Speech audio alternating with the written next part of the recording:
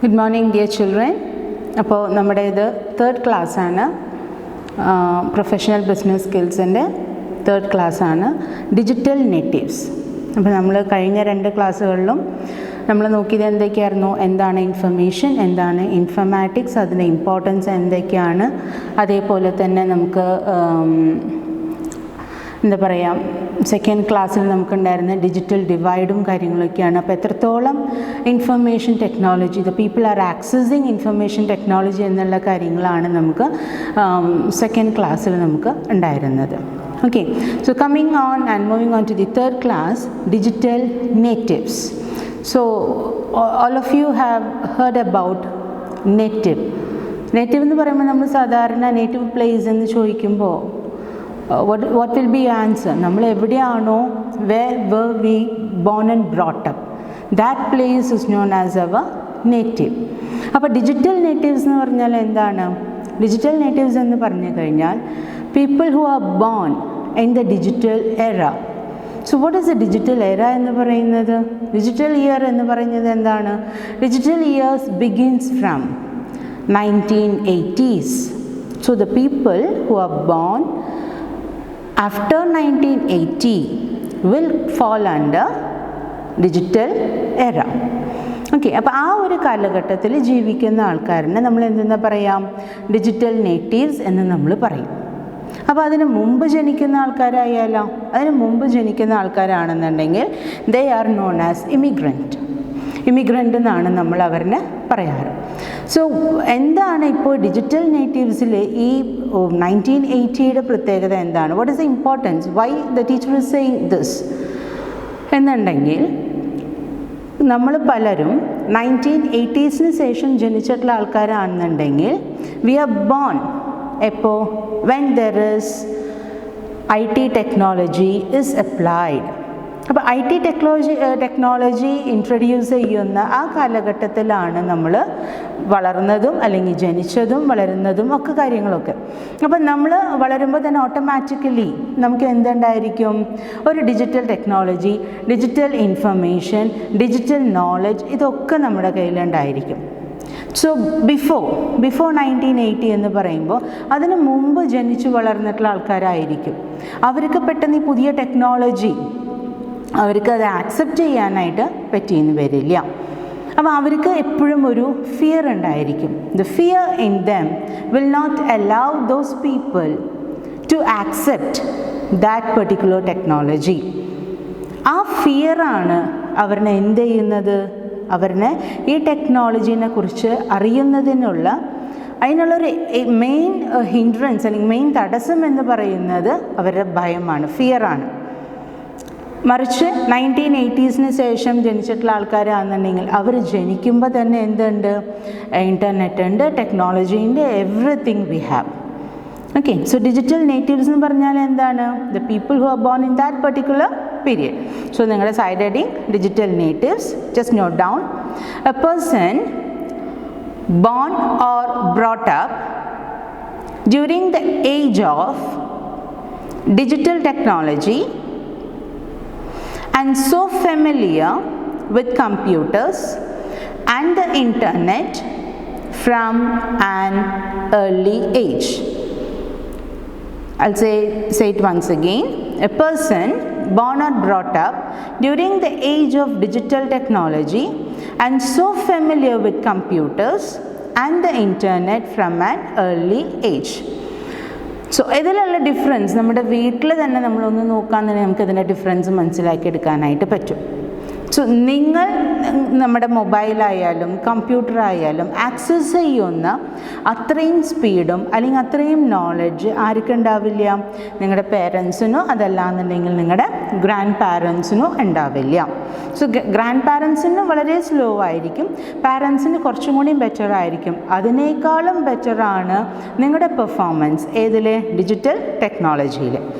ഇനി how old are digital natives? എത്ര വയസ്സായി ഡിജിറ്റൽ നേറ്റീവിനെ? അപ്പോൾ അതെങ്ങനെയാണ് നമ്മൾ ഡിസൈഡ് ചെയ്യുക? അത് ഡിസൈഡ് ചെയ്യാനാണ് ഞാൻ നേരത്തെ പറഞ്ഞത്. 1980s മുമ്പ് ജനിച്ച ആൾക്കാരാണെന്നുണ്ടെങ്കിൽ they are known as immigrants, and persons who are born after 1980s are known as digital natives. So digital natives generally born after the 1980s and they are comfortable in the digital age because they grew up using technology. But digital immigrants are those who are born before 1980s and they are fearful about using technology. നമ്മൾ വരുമ്പോൾ തന്നെ ഈ പറയുന്ന കാര്യങ്ങളെല്ലാം ലോകത്തുണ്ടെന്നുണ്ടെങ്കിൽ നമുക്കത് use ചെയ്യാനായിട്ട് നമുക്ക് വളരെ എളുപ്പമായിരിക്കും. പക്ഷെ നമ്മൾ വന്നതിന് ശേഷമാണ്, കുറേ കാലം കഴിഞ്ഞിട്ടാണ് ഒരു പുതിയ ടെക്നോളജി വരണമെന്നുണ്ടെങ്കിൽ നമുക്കതിനെക്കുറിച്ച് പഠിച്ചെടുക്കാനോ അല്ലെങ്കിൽ അതിനെക്കുറിച്ച് അറിയാനോ നമുക്കൊരു പേടിയുണ്ടായിരിക്കും. നിങ്ങൾക്കറിയാം, നമുക്ക് കുറച്ചു കാലം മുമ്പ് ഒരു പരസ്യം തന്നെ ഉണ്ടായിരുന്നു, ദാറ്റ് ഐ ഹാവ് ബോൺ എന്നുള്ളത്. ഒരു കുട്ടി അമ്മയുടെ വയറ്റിൽ നിന്ന് ജനിച്ച് വന്നു കഴിഞ്ഞിട്ട് ഇൻ്റർനെറ്റിൽ നമ്മൾ സാധാരണ ഈ ന്യൂ ബോൺ ബേബീസിന് ഫോട്ടോ എടുത്ത് അപ്ലോഡ് ചെയ്ത് വാട്സപ്പിലും ഫേസ്ബുക്കിലും ഒക്കെ നമ്മൾ ഇടാറുണ്ട്. സോ ഇനിയുള്ള ജനറേഷൻ, ദാറ്റ് ഈസ് പാരൻസ് ഇടണ്ട, ജനിക്കുന്ന കുട്ടികൾ തന്നെ എന്ത് ചെയ്യാണ്, അവർ ഞങ്ങൾ ജനിച്ചു എന്നുള്ളത് ലോകത്തെ അറിയിക്കുന്ന പല പരസ്യങ്ങളും നമ്മൾ കണ്ടിട്ടുണ്ട്. So this is about what I am saying. Okay, ഇനി നമുക്ക് ഈ ഡിജിറ്റൽ നേറ്റീവ്സിനെ നമുക്ക് എന്ത് ചെയ്യാൻ പറ്റും, ഗ്രൂപ്പ് ചെയ്യാനായിട്ട് പറ്റും. How we can group it. അപ്പോൾ ഗ്രൂപ്പിങ്ങിൽ വരുന്നത് 3 തിങ്സ് ആണ് മെയിനായിട്ട് വരുന്നത്. ഒന്ന് avoidance, second one is minimalist, third one is enthusiastic participants. 3 കാര്യങ്ങളാണ് നമുക്ക് വരുന്നത്: avoiders, minimalist and enthusiastic participants. So ആരാണ് അവോയ്ഡേഴ്സിൽ വരുന്നത്, ആരാണ് മിനിമലിസ്റ്റിൽ വരുന്നത്, ആരാണ് എൻതൂസിയാസ്റ്റിക് പാർട്ടിസിപ്പൻസ് ആയിട്ട് വരുന്നത്? Okay, the first thing is I'm saying about avoiders. Persons who are born in the digital world, they use mobile phones, but they do not use email and social media accounts. So persons, I am talking about digital natives. അപ്പോൾ 1980s ശേഷം ജനനമുള്ള ആൾക്കാരിനെ കുറിച്ചിട്ടാണ് സംസാരിക്കുന്നത്. അപ്പോൾ 1980 ശേഷം ജനിച്ചിട്ടുള്ള ആൾക്കാരിനെ നമ്മൾ V call it as digital natives. അപ്പോൾ അവരിലെ തന്നെ നമ്മൾ 3 ഗ്രൂപ്പാക്കണം. ഒന്ന് അവോയ്ഡേഴ്സ്, മറ്റൊന്ന് minimalist and third one enthusiastic participants. അപ്പോൾ അവോയ്ഡേഴ്സ് എന്ന് പറയുന്നത് അവർ പൊതുവെ എല്ലാതും അവോയ്ഡ് ചെയ്യണില്ല, IT ആയിട്ട് റിലേറ്റ് ചെയ്തിട്ടുള്ള എല്ലാം അവോയ്ഡ് ചെയ്യണില്ല. അവർക്ക് എന്ത് ചെയ്യാം, അവർ മൊബൈൽ ഫോൺസ് യൂസ് ചെയ്യും, സെൽ ഫോൺസ് യൂസ് ചെയ്യും. പക്ഷേ കമ്പ്യൂട്ടറിൽ ഇമെയിൽ ചെക്ക് ചെയ്യാനോ അല്ലെങ്കിൽ നമ്മുടെ മൊബൈലിൽ ഇൻ്റർനെറ്റ് ഫെസിലിറ്റി ആക്സസ് ചെയ്യാനോ അവർക്ക് അറിയില്ല. സോഷ്യൽ മീഡിയ അക്കൗണ്ട്സും ഉണ്ടാവില്ല, ഇമെയിൽസും നോക്കില്ല, അതർ തിങ്സ് ഒന്നും ചെയ്യില്ല. But they use only cell phones. ഇവരിനെയാണ് നമ്മൾ എന്ത് പറയുന്നത്, അവോയ്ഡേഴ്സ് എന്ന് പറയുന്നത്. So born in the digital world, use cell phones but do not use email and social media accounts. Second one എന്ന് പറയുന്നത് മിനിമലിസ്റ്റ് ആണ്. മിനിമലിസ്റ്റ് പേര് കേൾക്കുമ്പോൾ തന്നെ നമുക്കറിയാം ഏകദേശം ഒരു മിനിമൽ ലെവലിലായിരിക്കും അവർ കാര്യങ്ങൾ ചെയ്യുന്നുണ്ടായിരിക്കാം. So persons who use technology minimally, that is whenever they want to search for an information they use Google, and if they want to purchase anything which is not available in the local store they go for online purchase and check their Facebook account once in a while. So ഇവിടെ വരുന്നത് മിനിമലിസ്റ്റിൽ വരുന്നത് എന്താണെന്നുണ്ടെങ്കിൽ എല്ലാ കാര്യങ്ങളും വളരെ മിനിമമായിട്ട് use ചെയ്യുന്ന ആൾക്കാരാണ്. So they use cell phones. Second thing is അവർക്ക് എന്തിനെങ്കിലും കുറിച്ച് അറിയണം, എന്തെങ്കിലും ഒരു ഇൻഫർമേഷനെ കുറിച്ച് അറിയണം എന്നുണ്ടെങ്കിൽ മാത്രം അവരെന്ത് ചെയ്യാണ്, ഗൂഗിൾ ചെയ്യാണ്, അല്ലെങ്കിൽ അവർ അതിനെക്കുറിച്ചുള്ള കാര്യങ്ങളിലേക്ക് കടക്കാണ്. സെക്കൻഡ് തിങ് ഇസ് അതേപോലെ ഓൺലൈൻ പർച്ചേസ് ചെയ്യാറുണ്ട്. എപ്പോഴാണ് ഓൺലൈൻ പർച്ചേസ് ചെയ്യാറ്, അവരന്വേഷിക്കുന്ന പ്രോഡക്റ്റ് ലോക്കൽ മാർക്കറ്റ്സിൽ if it is not available then they will go for online purchase. മൂന്നാമത് എന്താണ്, സോഷ്യൽ മീഡിയാസിലും ആക്സസ് കുറവാണ്. അവർക്ക് എപ്പോഴെങ്കിലും സോഷ്യൽ മീഡിയയിൽ ജസ്റ്റ് ഞങ്ങളവിടെ ഉണ്ട് എന്നുള്ളതൊന്ന് അറിയിക്കാൻ വേണ്ടിയിട്ട് മാത്രം അവരെന്ത് ചെയ്യാണ്, ഫേസ്ബുക്കോ അതല്ലാന്നുണ്ടെങ്കിൽ അതർ സോഷ്യൽ മീഡിയാസ് ഏതിലെങ്കിലും അവർക്ക് അക്കൗണ്ട്സ് ഉണ്ടെന്നുണ്ടെങ്കിൽ അതിലേക്ക് എപ്പോഴെങ്കിലും വൺസ് ഇൻ എ വൈൽ അവരൊന്ന് എത്തി നോക്കും, അതിലെന്തെങ്കിലും ഷെയർ ചെയ്യാനുണ്ടെങ്കിൽ ഷെയർ ചെയ്യും. അപ്പോൾ the persons who use internet and other communication facilities very minimally will fall under minimalist. Okay, അപ്പോൾ ഡിജിറ്റൽ നേറ്റീവ്സ് എന്താണ്? ഡിജിറ്റൽ നേറ്റീവ്സ് എന്ന് പറഞ്ഞു കഴിഞ്ഞാൽ persons who are born after 1980. അതിൽ വരുന്ന ആ കാലഘട്ടത്തിൽ വരുന്ന ടെക്നോളജി ഓൾറെഡി ഉള്ള കാലഘട്ടത്തിൽ ജനിക്കുന്ന ആൾക്കാരിനെയാണ് ഡിജിറ്റൽ നേറ്റീവ്സ് എന്ന് പറയുന്നത്. So we can group these digital natives into 3. First one is avoiders, second one is minimalist and third one is enthusiastic participants. Third point is enthusiastic participants. But when you hear that particular name itself, you almost know what will be that group of people will be doing. Most of the digital natives are very active in using Facebook and other social media accounts. Watch YouTube, movies, purchase online, etc. Say that they use this technology. അപ്പോൾ ഇവർക്കത് മാറ്റി നിർത്തിയിട്ട് ഒന്നും ചെയ്യാൻ പറ്റില്ല. ഇവരുടെ കൂടെ എപ്പോഴും എന്തുണ്ടായിരിക്കണം? ICT കൂടെ ഉണ്ടായിരിക്കണം, information and communication technology, either in the form of mobile or laptops or computers or anything just like that. അപ്പോൾ enthusiastic participants എന്ന് പറയുന്നത് എപ്പോഴും സോഷ്യൽ മീഡിയാസിലും ലൈവായിരിക്കും. അതേപോലെ തന്നെ അവർ ചെയ്യുന്ന എല്ലാ ആക്ടിവിറ്റീസും ചിലപ്പോൾ എന്തെങ്കിലും പർച്ചേസസ് കൂടുതലും ഓൺലൈൻ ഷോപ്പിംഗ് ആയിരിക്കും. അവർ മൂവീസ് ആയാലും എന്ത് വാച്ച് ചെയ്യുന്നുണ്ടെങ്കിലും they will go for the mobile phones ആണ്. അപ്പോൾ അങ്ങനെ വരുന്നൊരു ഗ്രൂപ്പിനെയാണ് we call it as enthusiastic participants. Okay, so digital natives first point. അപ്പോൾ ഇന്ന് നമ്മുടെ ക്ലാസ്സിൽ നമ്മൾ നോക്കാൻ പോകുന്ന കാര്യങ്ങളാണ് ഞാൻ ഈ ടിക്ക് ചെയ്ത് വെച്ചിട്ടുള്ളത്. സോ ഡിജിറ്റൽ നേറ്റീവ്സ് എന്താണെന്നുള്ളത് ഞാൻ പറഞ്ഞു. എന്താണ്? Persons were born after 1980s in the digital technology period. ആ ഒരു കാലഘട്ടത്തിൽ വരുന്ന ആൾക്കാരിനെയാണ് ഡിജിറ്റൽ നേറ്റീവ്സ് എന്ന് നമ്മൾ പറയുന്നത്. സോ ഈ ഡിജിറ്റൽ നേറ്റീവ്സിന് we can group into 3. എന്തൊക്കെയായിട്ടാണ്? Avoiders, minimalist and third one is enthusiastic participants. Avoiders they will completely avoid. അവർ മൊബൈൽ ഫോൺസ് മാത്രമേ യൂസ് ചെയ്യുള്ളൂ. അതർ സോഷ്യൽ മീഡിയാസോ അല്ലെങ്കിൽ other activities in the internet or in the computer they will avoid it. Second one is minimalist, those people who use all this technology very minimal level.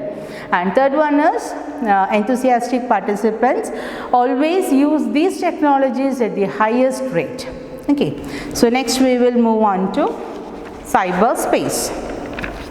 എന്താണ് cyber space എന്ന് പറഞ്ഞാൽ? എന്താണ്? Where do you find this term? It's a notional environment in which communication over computer network occurs. Cyber space എന്ന് പറഞ്ഞു കഴിഞ്ഞാൽ it is A virtual computer world ആണ്, just like അവർ class. So ഇവിടെ എന്തൊക്കെ നമുക്ക് ചെയ്യാൻ പറ്റും? വിത്ത് ലിമിറ്റഡ് റിസോഴ്സസ് അല്ലേ, നമുക്ക് വലിയ ഫിസിക്കൽ റിസോഴ്സസിനൊന്നും ആവശ്യമില്ല. With very little physical resources we can give our classes, or we can imagine that all my students are sitting here, everything we can do it. Okay, so cyberspace എന്ന് പറയുന്നത് it refers to a virtual computer world and more specifically in an electronic medium used to form a global computer network to facilitate online communication. അപ്പോൾ online ആയിട്ടുള്ള കാര്യങ്ങൾ, online communication ചെയ്യാനായിട്ടുള്ള എല്ലാ പ്ലാറ്റ്ഫോമും നമുക്ക് ഒരുക്കി തരുന്നതാണ് V call it as cyber space. I'll explain you. Cyberspace refers to the virtual computer world where you can use it as a global network for what? To facilitate online communication. So what all we can do online, or what all we want to do as a communication, it creates and it works as a platform for that. Global network ഒരു platform ആയിട്ടാണ് cyber space work ചെയ്യുന്നത്. Okay, so just note down this. Cyber space refers to the virtual computer world and more specifically in an electronic medium used to form global computer network to facilitate online communication. So now you will ask, what is the difference between internet and cyberspace? Internet എങ്ങനെ work ചെയ്യുന്നത്? Internet is any set of computer network that communicates using the internet protocols. So only with those protocols the internet can work. So while cyberspace is a world of information through the internet. So the whole world of information is open to us through internet, and that too it takes place only in the cyberspace. That is the difference between the internet and the cyberspace. So take down the difference. What is the difference between internet and the cyberspace? Internet is any set of computer network that communicate using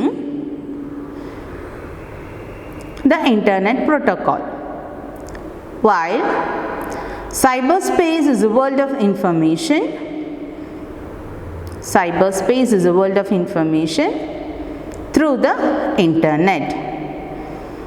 So finally, cyberspace is an digital medium and not a physical space. ഇപ്പോൾ cyber space എന്ന് പറയുന്നത് എല്ലാവർക്കും കാണാൻ പറ്റാവുന്ന രീതിയിലുള്ള ഒരു physical space അല്ല, പക്ഷെ അത് എന്താണ്? ഡിജിറ്റൽ മീഡിയം ആണ്. Through that we can do all our online communication. So hope നിങ്ങൾക്ക് മനസ്സിലായി എന്ന് വിചാരിക്കുന്നു. And next moving on to the, അപ്പോൾ സെക്കൻഡ് ടോപ്പിക് സൈബർ സ്പേസ് കഴിഞ്ഞു. ഇനി മൂന്നാമത്തെ കാര്യം എന്ന് പറയുന്നത് IT ആൻഡ് ഇൻഡസ്ട്രി. അതിലെന്താണ് ഐ ടിയും ഇൻഡസ്ട്രിയും എത്രത്തോളം ഇമ്പോർട്ടൻ്റ് ആണ് ഇപ്പോഴത്തെ പീരിയഡ് എന്നതിൽ, and then the opportunities which has been explored to us എന്തൊക്കെയാണെന്നുള്ളതും, അതേപോലെ ഈ ഓപ്പർച്യൂണിറ്റീസ് എത്രത്തോളം നമുക്ക് ക്രിയേറ്റ് ചെയ്യണം, അല്ലെങ്കിൽ എത്രത്തോളം ഒരു കാര്യത്തിനൊരു ഗ്രോത്ത് ഉണ്ടാവുന്നോ അതേപോലെ തന്നെ നമുക്ക് എന്തുണ്ട്, ത്രെറ്റ്സും നമുക്ക് ഉണ്ട്. അപ്പോൾ this will be an essay question. അപ്പോൾ ഇത് കാണുമ്പോൾ തന്നെ നമുക്കറിയാം IT and industry, opportunities and threats എന്ന് പറയുന്നത് ഇസ് എ എസ്സേ ക്വസ്റ്റ്യൻ. അപ്പോൾ എസ്സേ ക്വസ്റ്റ്യനിൽ നമുക്കിന്ന് ഒരു പാർട്ടാണ് നമുക്ക് ഈ ക്ലാസ്സിൽ നിന്ന് കംപ്ലീറ്റ് ചെയ്യാനായിട്ട് പറ്റുള്ളൂ. ഒരു പാർട്ട് എന്ന് പറയുന്നത് ഓപ്പർച്യൂണിറ്റീസ് എന്ന് പറയുന്ന ഒരു ഭാഗം മാത്രമേ നമുക്കിന്ന് നമ്മുടെ 1 hour ക്ലാസ്സിൽ നമുക്ക് കംപ്ലീറ്റ് ചെയ്യാനായിട്ട് പറ്റും. അപ്പോൾ നോക്കാം എന്താണ് IT ആൻഡ് ഇൻഡസ്ട്രി എന്നുള്ളത് നോക്കാം. അത് കഴിഞ്ഞിട്ട് നമുക്ക് അതിൻ്റെ ഓപ്പർച്യൂണിറ്റീസിലേക്ക് കടക്കാം. IT ആൻഡ് ഇൻഡസ്ട്രിയുടെ റോൾ എന്താണെന്നുണ്ടെങ്കിൽ, IT has the great potential of becoming the instrument of speedy economic growth, productivity improvements and means of efficient governance.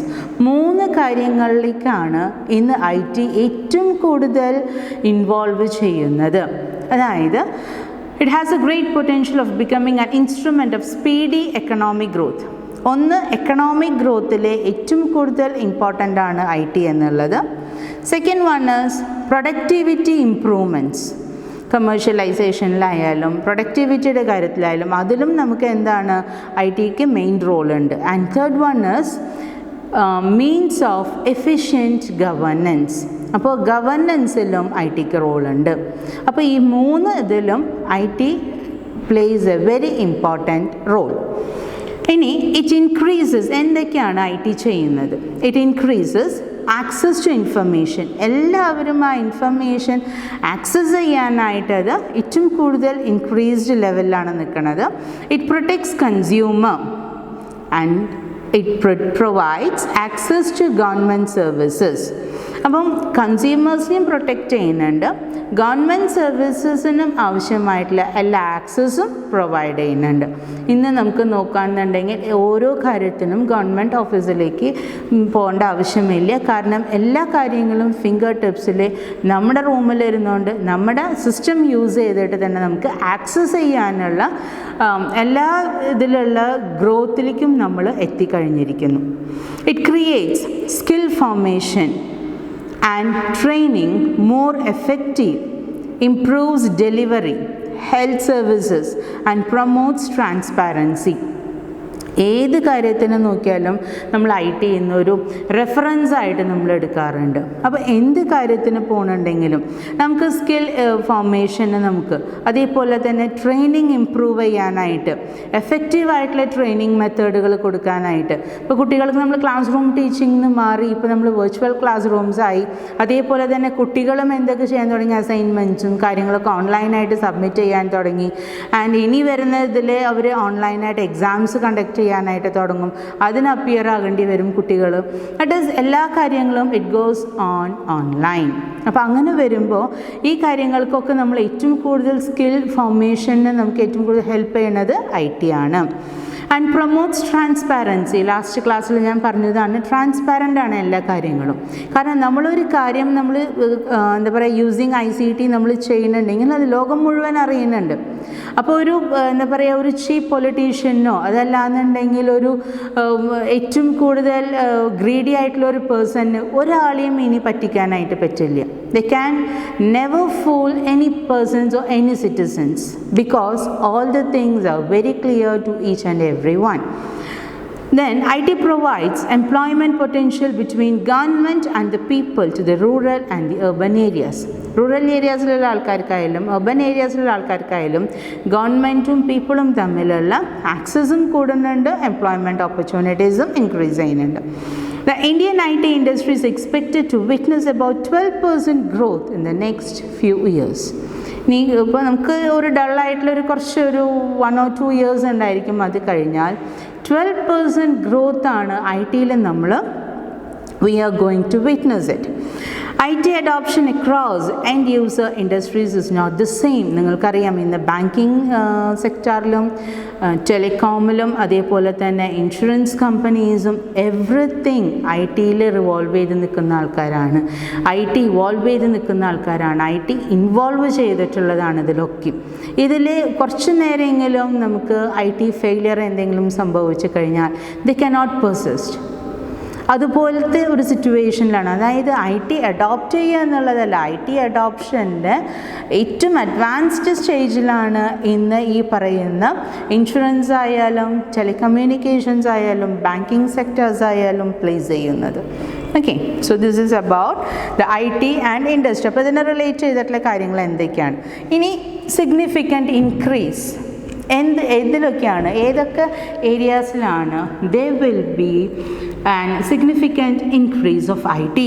First thing is education, what we are witnessing in this particular period. Second one is healthcare. Third one is medias and retail.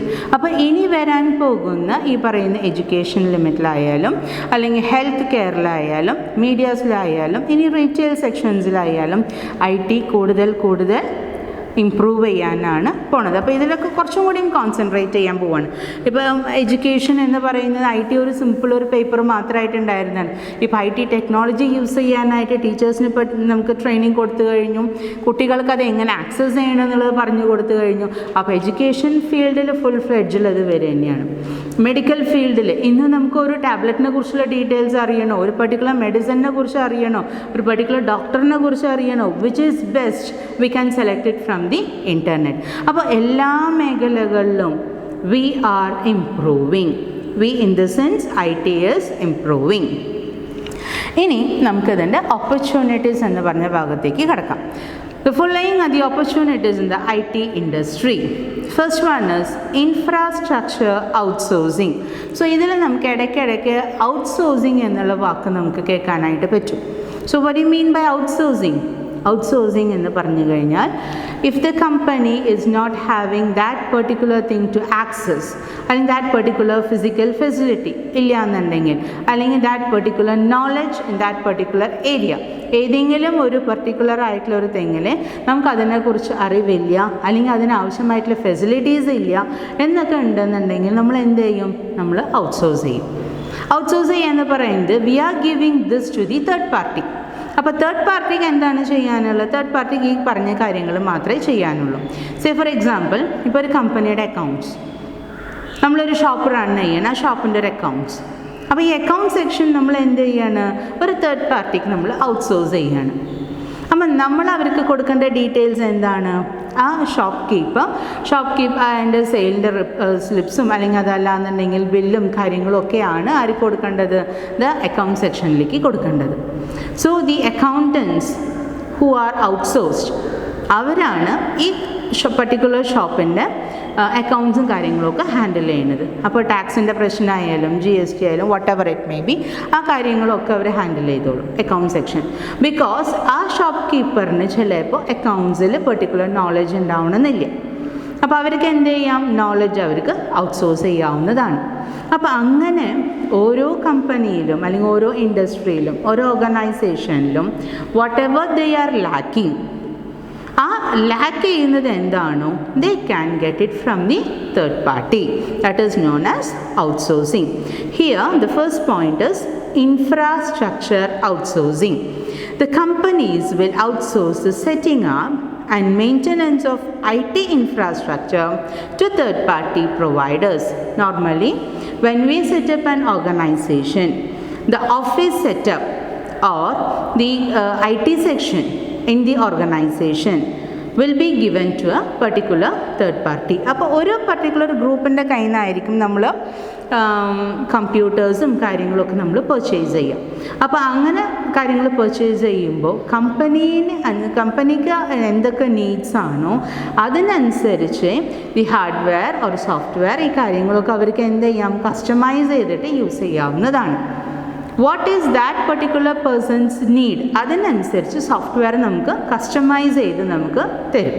അപ്പോൾ ഈ നമുക്ക് supply ചെയ്യുന്ന ഈ IT ഇൻഡസ്ട്രീസിന് തന്നെയാണ് നമ്മൾ ഇതിൻ്റെ management ആയാലും അതല്ലാന്നുണ്ടെങ്കിൽ ഇതിൻ്റെ ഇൻഫ്രാസ്ട്രക്ചർ ആയാലും ഇതിൻ്റെ മെയിൻ്റനൻസ് ആയാലും എല്ലാ കാര്യങ്ങളും നമ്മൾ ഏൽപ്പിക്കുന്നത് ആ പർട്ടിക്കുലർ കമ്പനീനെ ആയിരിക്കും. This is known as infrastructure outsourcing. The companies will outsource the setting up and maintenance of IT infrastructure to third party providers. Third party providers നാണ് ഒരു ഓർഗനൈസേഷനിലുള്ള IT ഇൻഫ്രാസ്ട്രക്ചർ ഫെസിലിറ്റി നമ്മൾ സെറ്റപ്പ് ചെയ്യാനും മെയിൻറ്റെയിൻ ചെയ്യാനും നമ്മൾ അവരിനെയാണ് ഏൽപ്പിക്കുന്നത്. Okay, second one is hardware support. By rising demand for IT systems and can increasing trend to outsource the maintenance of IT systems with the objective of reducing cost. അപ്പോൾ ഈ second point എന്ന് പറയുന്നത് the first പോയിൻറ്റിനെ connect ചെയ്തിട്ടുള്ളതാണ്. Infrastructure നമ്മൾ already outsource ചെയ്തിട്ടുണ്ട്. അപ്പോൾ നമുക്ക് ആവശ്യമായിട്ടുള്ള ഹാർഡ്വെയർ സപ്പോർട്ടും വി ആർ ഓൾസോ ഔട്ട്സോഴ്സിങ്. അത് തന്നെയാണ് നമ്മളിതിൽ ചെയ്യുന്നത്. അപ്പോൾ IT ആവശ്യമായിട്ടുള്ള അല്ലെങ്കിൽ അതിൻ്റെ കമ്പ്യൂട്ടറിന് ആവശ്യമായിട്ടുള്ള പാർട്സ് ആയാലും അതിൻ്റെ കാര്യങ്ങളൊക്കെ നമ്മൾ അവരിനെയാണ് ഏൽപ്പിക്കുന്നത്. അപ്പോൾ അവരെ ഏൽപ്പിക്കുമ്പോൾ നമ്മളൊരു അഗ്രിമെൻ്റ് എടുക്കുന്നുണ്ട്. What is that agreement? Annual maintenance. ഇപ്പോൾ ആനുവൽ മെയിൻ്റനൻസും നമ്മൾ ആർക്ക് കൊടുക്കുകയാണ്? ദ പർട്ടിക്കുലർ തേർഡ് പാർട്ടിക്ക് നമ്മൾ കൊടുക്കണം. So what will they do? അവർ എവറി ഇയർ ഇതിൻ്റെ മെയിൻ്റനൻസും കാര്യങ്ങളും അറ്റ് റെഡ്യൂസ്ഡ് കോസ്റ്റ് അവർ ചെയ്യുന്നതായിരിക്കും. ഓക്കെ, അപ്പോൾ ഇതാണ് the first 2 points, infrastructure outsourcing. Second one is hardware support. അപ്പോൾ ഹാർഡ്വെയർ സപ്പോർട്ടും ഫസ്റ്റ് പോയിൻറ്റിന് റിലേറ്റ് ചെയ്തിട്ടുള്ളതാണ്. അതിനെ റിലേറ്റ് ചെയ്തിട്ടാണ് കമ്മിങ് പോയിൻറ്റ്സും വരുന്നത്. Third one is IT consulting. When IT adoption take place in the business organizations and to handle business complexities, IT companies provide consultancy services. When that particular organization or when an organization goes for the IT adoption, അവർ ഇത്രയും നാൾ IT ആയിട്ട് ഒന്നും ബന്ധമുണ്ടായിരുന്നില്ല. പക്ഷേ in the growing world IT അവർക്ക് വേണമെന്ന് തോന്നുമ്പോൾ അവരെന്ത് ചെയ്യാണ്? IT ടെക്നോളജി അഡോപ്റ്റ് ചെയ്യാനായിട്ട് നോക്കുകയാണ്. അപ്പോൾ when IT adoption take place, business ഓർഗനൈസേഷൻസിന് സ്വാഭാവികമായിട്ട് കുറേ കോംപ്ലക്സിറ്റീസ് അവർ ഫേസ് ചെയ്യും. So when they face all these complexities അവർ ആരുടെ അടുത്താണ് അവർ സെർച്ച് ചെയ്യുക, അഡ്വൈസിന് പോവാം? IT കൺസൾട്ടൻസിൻ്റെ അടുത്താണ്. അപ്പോൾ ഈ IT കമ്പനീസ് എന്തൊക്കെ പ്രൊവൈഡ് ചെയ്യുന്നുണ്ട്? കൺസൾട്ടൻസി സർവീസസും അവർക്ക് പ്രൊവൈഡ് ചെയ്യുന്നുണ്ട് to cope with all those business complexities. അപ്പോൾ 3 കാര്യങ്ങൾ കഴിഞ്ഞു. ഇൻഫ്രാസ്ട്രക്ചർ ഔട്ട്സോഴ്സിങ്, ഹാർഡ്വെയർ സപ്പോർട്ട്, അതേപോലെ തന്നെ IT consulting. Fourth one is BPO, business process outsourcing. BPO എന്ന് പറയുന്നത് ഒരു പുതിയ ട്രെൻഡാണ്. It's a new trend related to third party transformational outsourcing relationships between customers and service providers. It is established in small cities to enable service providers to deliver the services at lower cost. അതായത് നേരത്തെ പറഞ്ഞ പോലെ തന്നെ ബിസിനസ്സിൻ്റെ ഏതെങ്കിലും ഒരു process if the organization doesn't know to handle it, അവരെന്ത് ചെയ്യാണ്? they give that particular process to the third party. So that we known as business process outsourcing. So ആ പർട്ടിക്കുലർ വർക്ക് ആരായിരിക്കും ആ ഓർഗനൈസേഷനിൽ ഹാൻഡിൽ ചെയ്യുക? The third party who are receiving it. അപ്പോൾ അവർ ഏറ്റവും reduced കോസ്റ്റിൽ, ഏറ്റവും മിനിമൽ കോസ്റ്റിൽ അത് ചെയ്ത് കൊടുക്കാനായിട്ട് പറ്റും. ഇത് ഏറ്റവും കൂടുതൽ അപ്ലൈ ചെയ്യുന്നത് എവിടെയാണ്? സ്മോൾ സിറ്റീസിലാണ്. ഓക്കെ, അത്ര ഡെവലപ്മെൻറ്റ് ഇല്ലാത്ത സിറ്റീസിൽ ഇവർ മച്ച് മോർ അഡ്വാൻസ്ഡ് ലെവലിൽ ഈ ചെറിയ ഗ്രൂപ്പുകൾ ഈ ഓർഗനൈസേഷന് ഹെൽപ്പ് ചെയ്യുന്നതാണ്. ഓക്കെ, അതാണ് ബിസിനസ് പ്രോസസ് ഔട്ട്സോഴ്സിങ്ങിൽ വരുന്നത്. And fifth one is infrastructure and network integration services. Infrastructure and network integration services. Demand for infrastructure and network integration services are driven by a need for synergies in IT systems across the global operations of organizations, which enable them to communicate with each other. What do you mean by synergy? Synergy means cooperation of two or more organizations. അപ്പോൾ ഇവിടെ സംഭവിക്കുന്നത് എന്താണ്? Infrastructure and network ഇൻറ്റഗ്രേഷനിൽ എന്താണ് സംഭവിക്കുന്നത്? 2 or more companies comes together. അപ്പോൾ അവിടെ infrastructure വരും, network കമ്മ്യൂണിക്കേഷനും അല്ലെങ്കിൽ നെറ്റ്വർക്ക് ഫെസിലിറ്റിയും പ്രൊവൈഡ് ചെയ്യണം. ഒരു ഓർഗനൈസേഷൻ എന്ന് പറയുമ്പോൾ നമുക്ക് കമ്പ്യൂട്ടേഴ്സ് മാത്രമല്ല, കമ്പ്യൂട്ടേഴ്സിൻ്റെ അതർ ഫെസിലിറ്റീസ് വേണം. അതർ ഫെസിലിറ്റീസ് എന്ന് പറയുമ്പോൾ നെറ്റ്വർക്ക് ഫെസിലിറ്റീസ്, മെയിനായിട്ട് നെറ്റ്വർക്ക് ഇൻറ്റഗ്രേഷൻ സർവീസസ് വേണം. അപ്പോൾ 2 കമ്പനീസും കൂടി മെർജ് ചെയ്യുകയാണെന്നുണ്ടെങ്കിൽ നമുക്ക് ഈ സിനർജി യൂസ് ചെയ്യാം. അപ്പോൾ ഏറ്റവും കൂടുതൽ ഡെവലപ്മെൻറ്റ്സ് ഏതിലേക്കാണ് വരുന്നത്? ഒരു എന്താ പറയുക, കമ്പ്യൂട്ടേഴ്സ് നമ്മൾ ഇൻസ്റ്റാൾ ചെയ്യുമ്പോൾ അതിനോടൊപ്പം നെറ്റ്വർക്ക് നമുക്ക് ഇമ്പോർട്ടൻ്റ് ആണ്. അപ്പോൾ 2 companies are merging together. So demand for infrastructure അവിടെ ഇൻക്രീസ് ചെയ്യുമ്പോൾ നെറ്റ്വർക്ക് ഇൻറ്റഗ്രേഷൻ സർവീസസും അവിടെ ഇൻക്രീസ് ചെയ്യുന്നുണ്ട്. ഓക്കെ, ഇനി 6th പോയിന്റ് എന്ന് പറയുന്നത് application and software related services. Application and software related services. The market for commercial application and custom application would be driven by the growth in demand for application software. So when we want to develop any particular software, അപ്പോൾ നമ്മൾ എന്ത് ചെയ്യണം? Software applications relate ചെയ്യുമ്പോൾ അതിനനുസരിച്ചുള്ള software റെപ്പോസിറ്ററീസും അതേപോലെ തന്നെ software കമ്പനീസും അവർക്കും അതിൻ്റേതായ ഒരു ഇൻക്രീസ് അവിടെ കിട്ടുന്നുണ്ട്. These demand can be increased. എങ്ങനെയാണ് ഈ ഡിമാൻഡ് ഇൻക്രീസ് ചെയ്യാൻ പറ്റുക? ഒന്നെങ്കിൽ IT adoption, replacement, upgrading, reducing software licensing fees and accepting pay-per-use model.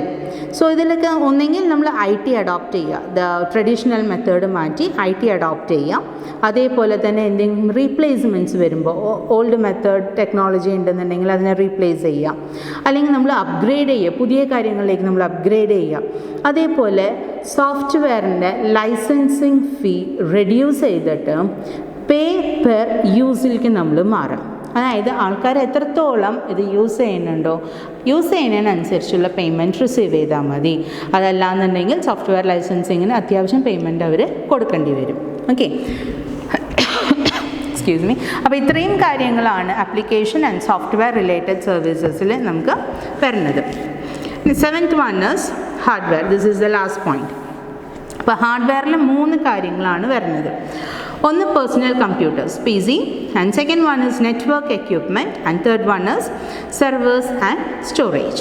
അപ്പോൾ personal കമ്പ്യൂട്ടേഴ്സിൽ the market for notebooks, tablets is driven by its increasing demand, lightweight and computing devices. ഇപ്പോൾ നമുക്കറിയാം പഴയ രീതിയിലുള്ള cathode ray tube CRT use ചെയ്തിട്ടുള്ള computer PCs ഒന്നും ഇപ്പോൾ തന്നെ availability ഇല്ല.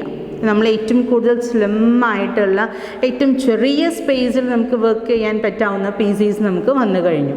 അതേപോലെ ലൈറ്റ് വെയ്റ്റ് ആയിട്ടുള്ള ലാപ്ടോപ്സ് വന്നു കഴിഞ്ഞു, നോട്ട്ബുക്സ് വന്നു കഴിഞ്ഞു. അങ്ങനെ ഏറ്റവും സിംപ്ലസ്റ്റ് ഫോമിൽ നമുക്ക് യൂസ് ചെയ്യാവുന്ന ടെക്നോളജി ഏതാണോ അതാണ് ഇന്ന് നമ്മൾ ആൾക്കാർ അഡോപ്റ്റ് ചെയ്യണത്. സോ അതിനൊക്കെ എന്ത് ചെയ്യണത്? Market is increasing. Second one is network equipment. അപ്പോൾ എന്താണ് നെറ്റ്വർക്ക് എക്സ്പാൻഡ് ചെയ്യാനുള്ളത്, എൻഹാൻസ് ചെയ്യാനുള്ളത്? So already we have A system. അപ്പോൾ നമുക്കതിനെ നെറ്റ്വർക്ക് എൻഹാൻസ് ചെയ്യാനായിട്ട് നമുക്ക് വൈഫൈസ് ഉണ്ട്, അതല്ലാന്നുണ്ടെങ്കിൽ നെറ്റ്സെറ്റേഴ്സ് ഉണ്ട്, അല്ലെങ്കിൽ നമുക്ക് അതിലേക്ക് തന്നെ നമുക്ക് കണക്ട് ചെയ്യാവുന്ന രീതിയിലുണ്ട്. പല രീതിയിലുള്ള നെറ്റ്വർക്ക്സ് നമുക്ക് യൂസ് ചെയ്യാം. Increasing investments by companies in expanding and upgrading their IT infrastructure leads to increased investments in network equipment. Third one is servers and storage. Growing acceptance of cloud computing, virtualization and digitalization drives demand for servers and storage in future. അപ്പം നമ്മൾ ഈ ചെയ്യുന്ന that is എന്താ പറയുക, all the people are accepting അല്ലേ. ഇപ്പോൾ എല്ലാവരും എന്താ പറയുക ഇൻ്റർനെറ്റ് ആക്സസ് ചെയ്യാനായിട്ടുള്ള രീതിയിലേക്കാണ് ഇപ്പോൾ പോണത്. അപ്പോൾ അങ്ങനെ ആക്സസ് ചെയ്യുമ്പോൾ ക്ലൗഡ് കമ്പ്യൂട്ടിംഗ്, വിർച്വലൈസേഷൻ, ഡിജിറ്റലൈസേഷൻ ഇതൊക്കെ ടേക്ക് പ്ലേസ് ചെയ്യുന്നുണ്ട്. സോ ഇതൊക്കെ നമ്മൾ യൂസ് ചെയ്യണമെന്നുണ്ടെങ്കിൽ there should be A server and there should be A storage space, ഈ കാര്യങ്ങളൊക്കെ വേണം. അപ്പോൾ ഓട്ടോമാറ്റിക്കലി ഹാർഡ്വെയർ എന്ന് പറയുമ്പോൾ ഇത് എല്ലാ കാര്യങ്ങളും ഒരുമിച്ച് ഇൻക്രീസ് ചെയ്യുന്നൊരു ടെക്നിക്കാണ് നമ്മളിവിടെ കാണുന്നത്. Okay, so once again going on to the ഓപ്പർച്യൂണിറ്റീസിൽ എന്തൊക്കെ പോയിൻറ്റ്സ്, എന്താണ് ഓപ്പർച്യൂണിറ്റീസ് എന്ന് പറഞ്ഞു കഴിഞ്ഞാൽ ഈ IT അഡോപ്ഷൻ വരുന്ന സമയത്ത് ഏതൊക്കെ മേഖലകളിലാണ് നമുക്ക് ഒരു ഇൻക്രീസ് വരുന്നത് എന്നുള്ളതാണ്. അപ്പോൾ ഇൻഫ്രാസ്ട്രക്ചർ ഔട്ട്സോഴ്സിംഗ് ഉണ്ട്, hardware support, IT consulting, business process outsourcing, infrastructure and network integration services, application and software related services and last one is hardware. So നമ്മുടെ ക്ലാസ് ഇവിടെ വൈൻഡപ്പ് ചെയ്യാണ്. ഇനി ത്രെഡ്സിൻ്റെ ഭാഗമായിട്ട് നമുക്ക് 4th ക്ലാസ്സിൽ കാണാം. Thank you.